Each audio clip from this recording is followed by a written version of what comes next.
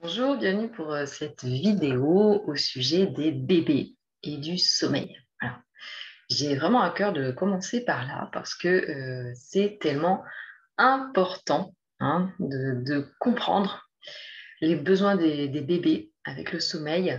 Et ben pour être en forme déjà, parce qu'un bébé qui dort pas bien, c'est un parent qui dort pas bien, et un parent qui dort pas bien, c'est un parent qui perd ses ressources, clairement. Et pour commencer, je vais vous parler de mon vécu en fait avec mes bébés. Alors avec mon premier enfant, Anaël, quand il est né, euh, voilà, j'avais en mémoire, voilà, dans mon historique, et mon parcours à moi forcément. Donc moi, dans les années 80, je faisais partie de ces bébés qu'on a laissés pleurer dans leur chambre. On revenait au bout de 5 minutes, 10 minutes, un quart d'heure, mais voilà. Et au bout de 3 mois, ben, j'ai débranché. J'ai arrêté de pleurer, je me suis soumise en fait, j'ai débranché ce système d'alerte. Et mes parents étaient bien contents. Mon frère a mis 3 ans, lui, à le débrancher. Donc voilà, j'arrivais avec ce passé-là et mon compagnon, pareil, n'a pas été entendu dans ses pleurs, a pleuré tout seul dans sa chambre. Donc avec ça, je ne me rendais pas compte, mais j'étais en réaction. Je ne voulais pas que mon bébé pleure. Il pleure tout court, quoi. Voilà. Donc j'imaginais en fait que s'il pleurait, c'est qu'il n'allait pas bien.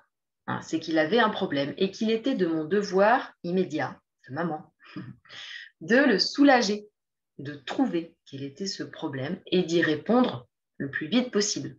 En fait, dès qu'il se mettait à pleurer, il y a quelque chose à l'intérieur de moi qui se mettait mal et il fallait que je trouve la solution pour que ça s'arrête. Mais je le dis aujourd'hui, j'en étais pas consciente de ça à l'époque. Tout ce que je pouvais dire, ce que je sais, oui, évidemment, il faut que je m'en occupe, quoi. Il faut que je trouve pourquoi il pleure. Il va pas bien s'il pleure. Voilà. Et donc, ça fait que ça fait des moments où il pleurait le soir et j'avais trouvé que s'il s'endormait au sein, il s'endormait sans pleurer. Voilà. Donc, j'ai commencé à prendre cette habitude, en fait, quand il voulait téter vers 21 heures, hop, j'allais m'installer dans le lit.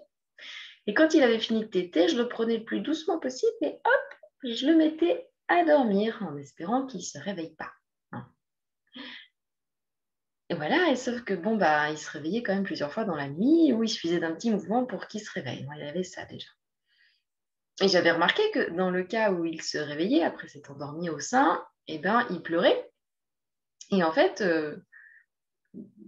plus je l'empêchais de pleurer, mais je ne disais pas ça comme ça à l'époque, au moment vers 21h, 22h, plus il pleurait tard. Voilà. Donc ça fait qu'il pleurait à minuit. Il pleurait à 1h du matin. Et là, c'est encore plus dur. Quand j'avais commencé, moi, ma nuit, vivre ces pleurs-là, et surtout que j'étais dans l'inquiétude de qu'est-ce qui se passe pour lui, difficile. En fait, sur ces 3 premiers mois, voilà, c'était comme ça. J'imaginais qu'il ne fallait pas qu'il pleure. Alors, donc la journée, je le mettais au sein. Je le mettais au sein dès qu'il pleurait. Et si je ne voyais pas d'autres signes, bien sûr, je regardais est-ce qu'il avait trop chaud, est-ce qu'il avait trop froid, est-ce qu'il avait besoin de changer sa couche. Voilà, je cherchais des pistes et sinon, je le mettais au sein. Puis en fait, je voyais bien qu'il pouvait prendre 1 ou 2 minutes et hop, il lâchait. Il pouvait recommencer à être pas bien. Bon, après, je me dis, peut-être qu'il veut dormir. Et là, si juste je l'amenais dans son lit, non, ça allait pas. Il s'endormait pas ou il pleurait. Bon, alors je le mettais en porte-bébé. Et là, j'allais marcher. Il s'endort, très bien, je reviens, je le pose. Ah, il se réveille. Zut. Bon, au bout de 3 mois, je commençais à sentir qu'il y avait un truc qui n'allait pas. Voilà. C'était pas possible qu'il demande à téter tout le temps, c'était pas possible. Il y avait un truc qui clochait, quoi, clairement. Et ce truc qui clochait, je ne voyais pas trop ce que c'était, en fait. C'était pas du tout clair pour moi. Et nous sommes allés, on habitait dans la Drôme à l'époque, et nous sommes allés à la ferme des enfants, donc l'endroit où Sophie Rabi et d'autres ont créé un hameau et puis une école. Et là, j'ai entendu Sophie Rabi parler de l'attachement et parler des travaux d'Aleta Solter. Voilà. Ça m'intéresse, ça m'a interpellée. Ensuite, je vais à la médiathèque et là, sans le chercher, je tombe sur le livre d'Aleta Solter qui s'appelle Pleurs et colère des enfants et des bébés. Je le prends, je le lis et là, je sors de l'illusion. Grosse révélation. Je lis, et qu'est-ce que je lis? Je lis que les bébés ont besoin de pleurer.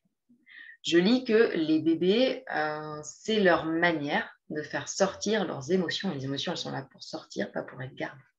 C'est de pleurer. Ils n'ont pas d'autres moyens. Et ils ont des choses à pleurer. Hein. Il y a eu la grossesse et il y a eu l'accouchement, déjà. Et puis, il y a à se faire à cette vie-là, hein, dans ce petit corps tout étriqué, où il est complètement pas autonome, complètement dépendant de ses parents. La lumière, la chaleur, le froid, le pipi, le caca, plein de choses en fait qui sont source de stress, hein, les nouvelles têtes, sont source de... En plus, on habitait à côté, il y avait le train qui passait, donc le bruit du train. En tout cas, le bébé a des choses à faire sortir en fait, des émotions difficiles. Et pour que ça sorte, il n'y a pas d'autre moyen qu'il pleure. Voilà. Et donc, ça me fait réaliser que avec mon passé de bébé qui n'a pas été écouté, qui a été laissé à pleurer seul dans son lit, eh ben, j'ai fait une réaction en disant mon bébé il ne pleurera pas. Voilà. Mais ce n'était pas une réponse adaptée. Et qu'en fait, mon bébé avait besoin de pleurer et que je l'écoute, que je sois présente. Hein, ça me fait tilter là-dessus. Et elle écrit comment faire donc avec le bébé, comment être présent avec lui, j'en parlerai après. Et elle explique aussi que si on comprend ça alors qu'il a déjà quelques mois et qu'il a déjà pris des habitudes pour retenir, donc les habitudes pour retenir, eh ben, c'était être porté et tété, que j'avais mis en place moi, hein, eh bien, il y allait avoir des grosses décharges, hein, des gros pleurs quand on allait comprendre ça et vraiment écouter. Hein, et que ça allait pouvoir durer plusieurs semaines, vers une heure et demie, 2 heures de décharge, quoi. Et qu'à la fin, on verrait un bébé souriant, un bébé qui s'endort et qui dort bien, ou un bébé qui est joyeux. Enfin, qu'on allait voir les résultats et qu'on allait sentir dans la relation quelque chose de plus authentique. Donc je lis et tout de suite, à l'intérieur de moi, ça me fait « Ah oui, mais bien sûr, c'est ça ». Et je commence direct. Donc je me dis « Ok, mais là, en fait, juste qu'il a besoin de pleurer à ce moment-là ». Donc comment je fais? Je l'installe sur moi. Donc, selon sa taille, hein, s'il est vraiment tout petit, je le prends dans les bras. Sinon, là, juste devant moi, sur les genoux, je le regarde et je lui dis peu de choses. Hein. Je lui dis, tu es en sécurité, je t'écoute, je t'aime, tu peux pleurer. Voilà, je t'écoute, je suis là pour toi. Mais je n'assène pas de mots sans cesse. Hein. Au début, je lui dis, voilà, je le rassure comme ça, et de temps en temps, je vais redire un mot. Hein. Mais c'est peu de mots et beaucoup d'écoute. Et là, je vais pouvoir le caresser sur la joue, sur la main, pour vraiment lui dire, je suis en contact avec toi et je t'écoute, et vraiment suivre son regard, dire, vas-y. Voilà. Et donc, il y va, hein, le bébé, ça y est, il peut enfin y aller. Ben là, oui, à 3 mois, il en avait pas mal sous le pied, hein, que j'avais réussi à lui faire garder, là, avec le portage et la tétée.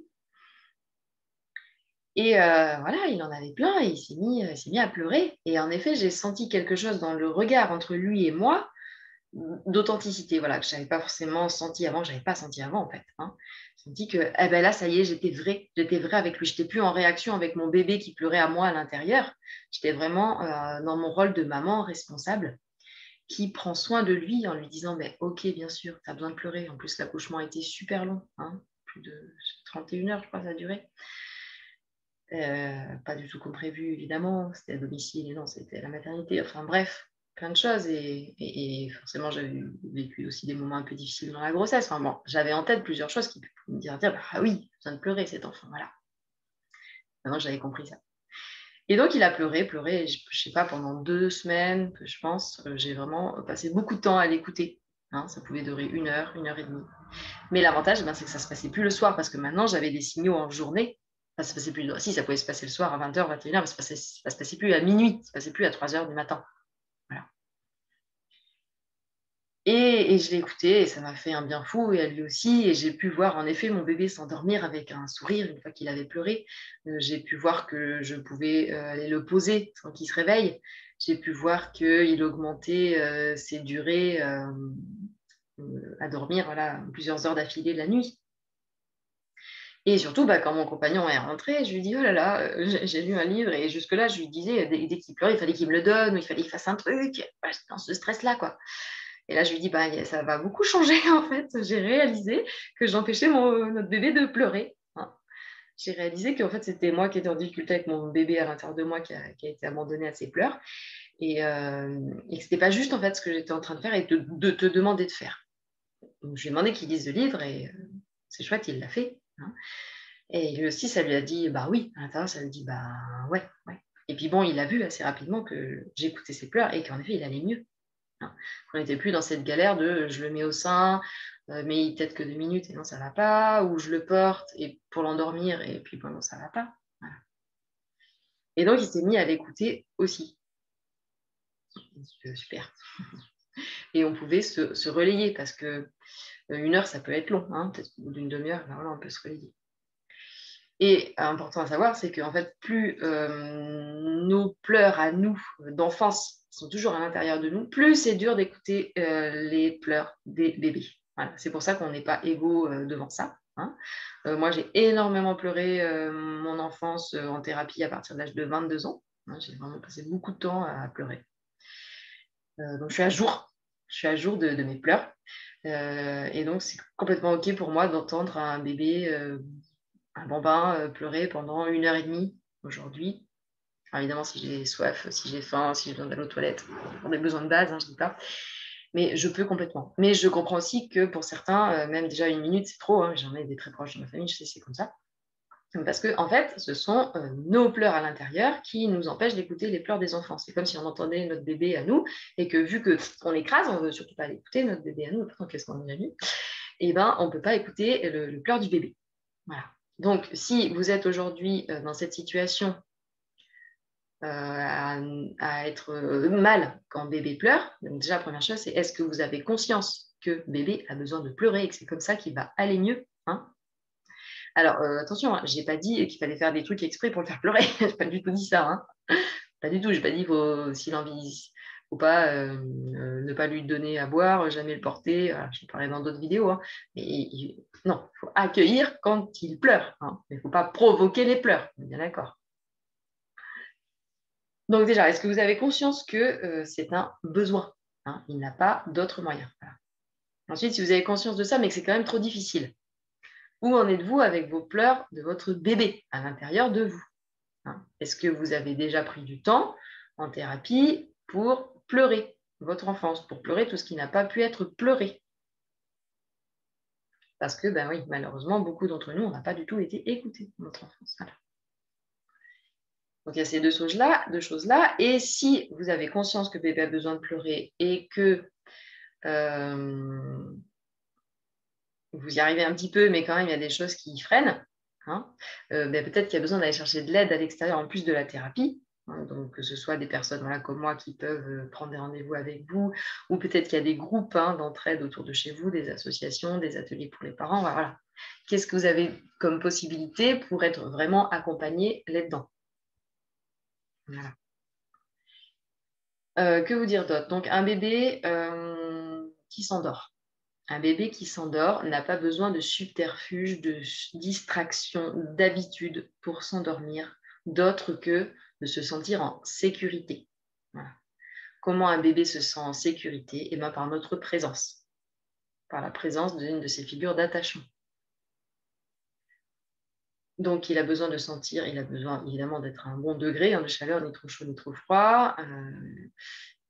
Et il a besoin de nous. Mais il n'a pas besoin de doudou, il n'a pas besoin de son pouce, il n'a pas besoin de faire ça, de téter n'importe quoi. Il n'a pas besoin d'avoir toujours la même musique. Il n'a pas besoin... voilà. S'il y a un truc autre que la présence rassurante qui est systématique, s'il n'a pas ça, il ne peut pas s'endormir, c'est qu'il y a un problème en fait. C'est que cet objet-là ou cette habitude-là, ce geste-là est en train d'être sa manière de faire « je ravale mes pleurs, tiens, j'ai bien vu que c'était pas évident pour papa et maman d'écouter mes pleurs, alors je trouve un truc, bon, je ravale. » Voilà. Donc, ce qui est un peu délicat des fois, c'est que en fait, on peut devenir nous-mêmes le doudou, surtout quand on allait. On peut être ce doudou, cette chose qui empêche de pleurer. Donc, quand c'est comme ça, ça peut être intéressant que ce soit le papa qui vienne endormir l'enfant. Alors, endormir, pareil, s'il a besoin de bercement, c'est que ça va pas. Là aussi, on est dans un subterfuge, une distraction. Bébé, c'est juste qu'il est dans son lit, on est là, on l'a bien câliné avant, on l'embrasse, on le rassure, on lui dit que tout va bien, qu'on va être présent pour la nuit. Bon, à mon sens aussi, on peut en parler dans d'autres vidéos, mais il a besoin aussi de dormir près de nous. Le premier mois, mon deuxième bébé, il a dormi sur moi, sur mon ventre, tout le temps, par exemple. Et petit à petit, il a commencé à se détacher. Voilà. Donc, un risque, c'est que bébé s'endorme en tenant notre main. Et que ce soit ça la nouvelle manière de... Je me tais. Voilà. Et en fait, c'est simple de savoir s'il s'endort avec une distraction ou pas. S'il s'endort avec une distraction, il va être réveillé facilement, plusieurs fois dans la nuit. S'il s'endort sans distraction et qu'il a pu pleurer et lâcher, eh bien, il va dormir sur des plus longues plages. Voilà. Et surtout, en grandissant, on va voir que ces plages s'allongent, puisque les plages de sommeil doivent s'allongent naturellement en grandissant. Les espaces entre les tétés augmentent en grandissant. Avec mon deuxième, j'avais conscience de ça dès le départ, et il tétait 2 fois par nuit dès la naissance. Et puis, c'est passé à 1 fois par nuit au bout de quelques mois et à 0 fois par nuit vers 7-8 mois, je pense. Voilà. Ça s'est fait assez spontanément et je vous dirai comment le papa peut venir en aide dans ces moments-là. Donc, on peut se dire qu'il y a quelque chose qui ne va pas dans le sommeil de bébé parce qu'il se réveille souvent, parce qu'il demande beaucoup la tétée pendant la nuit. En fait, c'est que la tétée est devenue une manière de faire chute. Où il se réveille, hop, il ne peut se rendormir qu'en nous reprenant la main, ou en reprenant son doudou ou en reprenant son pouce. Voilà. S'il s'endort de toute façon avec le pouce ou quoi que ce soit dans la bouche, c'est qu'il s'endort en freinant, en gardant ses émotions plutôt que les sortir. Donc un bébé qui dort bien, c'est un bébé qui a bien pu faire sortir toutes ses émotions toute la journée. Okay. Ou le soir si on ne les a pas entendues dans la journée. Donc je disais, voilà, ça peut être... Donc, on est là, on est présent avec le bébé, et il s'endort, et avant qu'il s'endort, donc on le caresse, et on va retirer la main. Et peut-être que juste le fait de retirer la main va permettre qu'il puisse dire qu'il puisse faire sortir des pleurs, en fait. Et là, on pourrait se dire, ah, mais oui, c'est qu'il a besoin de moi. Eh bien non, non, il a besoin de pleurer. Il a besoin d'être rassuré par moi, de ma présence, oui. Mais là, si juste le fait que j'enlève ma main déclenche des pleurs, alors super. Je reste à côté. Je garde le lien avec le regard. Je garde peut-être une main sur son dos. Si c'est juste le contact, peut-être pas, mais en tout cas, bien rester proche et en contact visuel et pouvoir lui dire « Je suis là, tout va bien, tu es en sécurité, je t'écoute. » Voilà. Et si rien que le fait que la maman soit là, ça fait le doudou, eh ben, ça peut être intéressant alors que ce soit le papa qui vienne à ce moment-là. Et si le fait que la maman se retire et que ce soit le papa qui arrive déclenche des pleurs, eh ben là, on pourrait se dire, bien souvent dit, ah mais non, c'est qu'il a vraiment besoin de sa maman pour s'endormir. Non, c'est que la maman servait de doudou. Et donc là, maintenant, c'est le papa qui va venir, qui est aussi une figure d'attachement, et il va pouvoir lâcher tous les pleurs et s'endormir tranquillement et faire une plus grosse nuit. Alors peut-être vous allez me dire, bah oui, la première nuit, ça n'a pas marché, la deuxième nuit non plus. En fait, en général, des retours que j'ai, c'est qu'il faut au moins, on le fait sur 8 jours. Si avant, on était dans l'habitude de les faire retenir leurs pleurs, il va falloir à peu près l'endormir 8 jours comme ça, où on va voir aussi écouter les pleurs la nuit, avant qu'on voit vraiment significativement un changement. Et dès qu'on va revenir en arrière, qu'on va le laisser se rendormir avec un pouce, avec un doigt, avec un doudou, avec la tétée, hop, on repère parce qu'il a retenu. Alors, je dis 8 jours, c'est complètement indicatif. Voilà, c'est ce que j'ai vécu avec mon premier enfant. C'est ce que d'autres me font en retour, d'autres professionnels annoncent ça aussi. Mais bon, ça sera peut-être moins, ça sera peut-être plus. Ça dépend, en fait, le lot de pleurs qui ont été gardés sous le pied. Voilà. Et donc, après, s'il se réveille la nuit, et bien la nuit, la première fois, on peut lui donner une tétée, sauf s'il a tété 1 heure avant, ou 2 heures avant même, ça dépend de son âge. Mais... Donc, au premier réveil, on peut lui donner une tétée, en effet. Et au deuxième, Alors, selon l'âge qu'il a, hein, tout au début, quand il naît, il peut se réveiller 3 heures après pour une autre tétée. C'est tout à fait normal. Mais à 6 mois, s'il se réveille encore 3 heures après pour une autre tétée, là, c'est qu'on n'a pas écouté les pleurs au fur et à mesure. Donc, imaginons, il y a eu une tétée, il se réveille 1 heure et demie après, et bien là, ça va être le moment pour écouter les pleurs. Alors, c'est beaucoup plus difficile la nuit, c'est pour ça que j'encourage à le faire le jour, hein, ou le soir. Mais déjà, on va pouvoir. Alors, il n'y a pas. C'est possible qu'on s'endorme, hein, mais ce qui compte, c'est qu'on soit présent en fait avec l'enfant, qu'on puisse lui dire je suis là, hein, et de rester à côté, surtout pas le laisser seul. Hein. Jamais le laisser seul pleurer. Ça fait vraiment des dégâts. Bon, il y a toute une littérature scientifique maintenant là-dessus. On ne le laisse pas seul pleurer. Hein. Mais être présent. Mais bon, eh ben, c'est possible que le parent il se rendorme en fait en écoutant ses pleurs la nuit. Ok. Alors, ce qui est super, hein, s'il y en a un qui peut écouter une demi-heure, après il se rendort complètement, s'il peut le passer à l'autre parent après pour qu'il puisse continuer d'écouter. Voilà, plus il pourra lâcher de pleurs en étant écouté et plus il ira mieux. C'est juste de guérison en fait. Hein. Voilà. S'il se réveille une troisième fois, ben là, il pourra avoir une tétée. Voilà. En fait, c'est à chacun de faire des petits pas, hein, pour avancer vers plus d'écoute de pleurs plutôt que de donner la tétée. Ou plutôt que de bercer, un biberon. Enfin, chacun ses distractions. Voilà, en journée, donc, il va y avoir être attentif aussi. Donc est-ce qu'il a les besoins assouvis, hein, bien sûr, de base. Euh, et attention, donc, je suis tout à fait pour le portage, hein, mais le portage, des fois, c'est la solution de facilité pour qu'il arrête de pleurer. Hein, et on va le porter au lieu qu'il pleure. On peut d'abord l'écouter et après le mettre en portage. Voilà. Je sais qu'on se trouve tout plein d'excuses, du style non, il a besoin d'être avec moi, non, il a besoin de dormir, voilà, il a besoin de dormir aussi. Ou non, il suce son pouce et qu'il a besoin de dormir. Ah oui, mais avant de dormir, il a peut-être besoin d'être écouté. Hein. Donc, comment on fait? Maintenant, on ne va pas arracher. Hein, alors, s'il commence à prendre le pouce ou le poing ou n'importe quoi, le mieux, c'est d'avoir une réponse assez rapide. Plus on répond rapidement, plus ça va être facile, hein, de l'aider, moins c'est installé, plus ça va être facile. Hein. Donc là, maintenant, c'est juste prendre le bébé, hein, et de lui dire je suis là, et de bien chercher son regard. Et puis, de venir caresser la main qui est prise, hein, qui est comme ça. On va pouvoir venir caresser et lui dire je t'écoute. Voilà, je suis là, je t'écoute. Et normalement, un bébé à qui on offre de l'attention, avec qui il y a le regard qui est là, il va lâcher. Hein, il va lâcher et il va pleurer. Sinon, c'est qu'il ne se sent pas en sécurité. Il sent que le parent, c'est trop tumultueux à l'intérieur, il peut pas écouter les pleurs. Donc là, peut-être se faire aider par quelqu'un qui est à même de pouvoir les écouter, ses pleurs. Voilà, donc je vous ai dit les principales informations. Le bébé a besoin de dormir, c'est de dormir aussi. De pleurer, c'est son processus de guérison. Il n'a pas d'autre manière pour faire sortir les émotions difficiles qu'il a vécues pendant la grossesse, pendant l'accouchement et depuis qu'il est né. C'est sa seule manière. Voilà. Donc, aimer son bébé, ce n'est pas l'empêcher de pleurer. Aimer son bébé, c'est écouter ses pleurs. Et une fois qu'on a compris ça, il ne s'agit pas d'ajouter des pleurs et de provoquer des pleurs, mais d'écouter ceux qui sont là, bien entendu. Voilà. Ensuite, quand nous ne sommes pas capables d'accueillir les pleurs, d'écouter les pleurs, c'est à cause de nos propres pleurs à nous. Si on a bien pris conscience, qu'on comprend qu'il a besoin, mais qu'on n'y arrive pas, c'est qu'il y a un travail à faire sur soi, hein, sur les pleurs de notre enfance. Donc ça, c'est en thérapie et ou en groupe de parentalité, en accompagnement à la parentalité. Voilà. Voilà, bébé n'a besoin de rien pour s'endormir, je vous ai dit, si ce n'est d'être rassuré et d'être en sécurité, ce qui est déjà hyper important, mais aucun doudou, aucune tétine et tout ça.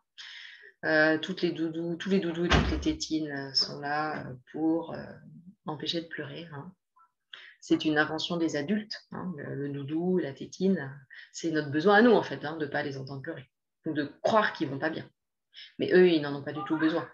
Voilà, mes enfants n'ont jamais eu de doudou. Ils ont souvent eu des nounours préférés, les différents nounours préférés en grandissant, mais pas de doudou en fait. Alors, ce que je vous dis maintenant que vous avez écouté ça, faites le point sur vous en couple, et puis surtout, vous me posez des questions. Parce que donc là, vous avez cette vidéo, et maintenant vous allez pouvoir me poser des questions, et je vais y répondre dans d'autres vidéos. Et voilà, et cette page va s'enrichir grâce à vos questions. Donc surtout, n'hésitez pas, posez-moi vos questions. Je vous souhaite à tous un bon bonheur en famille.